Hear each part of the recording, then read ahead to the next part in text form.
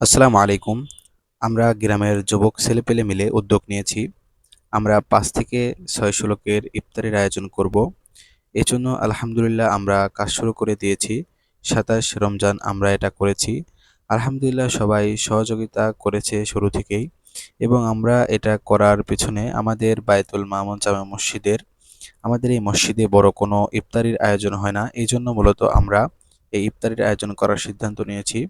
ইনশাআল্লাহ আমরা এবার উদ্যোগ নিয়েছি। ইনশাআল্লাহ প্রতি বছরই আমরা এটা করার চেষ্টা করব। এরপরে আমরা শরবত কুলানো দিয়েই আমাদের ইফতারির কার্যক্রম শুরু করলাম। প্রথমেই আমরা সসপ্যানের ভিতরে মিশ্রি দিয়ে দিচ্ছি। এরপর আমরা এটা ভিজিয়ে রাখবো। অনেক সময় লাগবে এটা গলতে। এরপরে আমরা গোশত ধুয়ে নিচ্ছি সুন্দরভাবে। গোশত ধুয়ে নেওয়ার পরে সুন্দরভাবে চুলায় উঠিয়ে দেব। এরপর আমরা অন্য একটি গ্রুপ শসা এবং এইখানে পেয়ারা সুন্দরভাবে ধুয়ে নিচ্ছি। এগুলাও কাটতে হবে। ৫-৬০০ লোকের আয়োজন। সবাই হাতে হাত রেখে কাজ করছে। এখানে গোশত ধোয়ার কাজও চলছে। ২ টা গ্রুপ বানিয়ে নিয়েছি আমরা। এক গ্রুপ এখানে আরেক গ্রুপ ফল কাটার ওইখানে আমরা নিয়েছি। ইনশাল্লাহ আমরা সফলভাবে এটি করতে পারবো। এরপরে আমরা আপেলের বক্সটি নিয়ে আসলাম।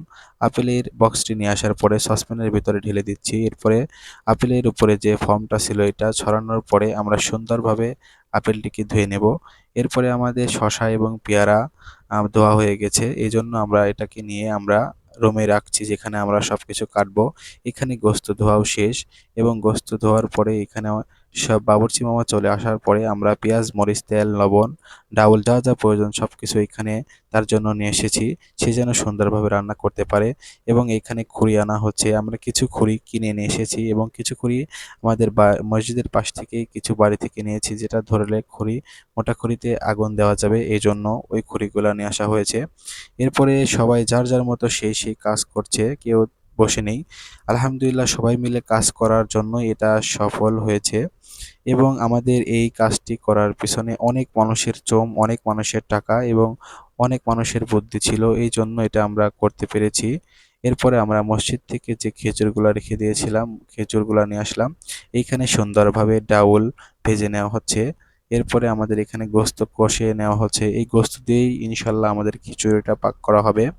আমাদের এই খিচুড়ি আয়োজন এবং ইফতারি আয়োজনের পেছনে ৭৫ জন লোক নগদ টাকা দিয়েছে এবং আমাদের যারা ভাই ব্রাদার ছেলেপেলে আছে আমরা সবাই একসঙ্গে হাতে হাত রেখে কাজ করছি। এজন্য এটা আমরা সফলভাবে করতে পেরেছি এবং এটার পাশাপাশি এখানে অনেক লোক মুরব্বীরা বুদ্ধি দিয়েছে এবং তারা আমাদেরকে অনেক সহযোগিতা করেছে।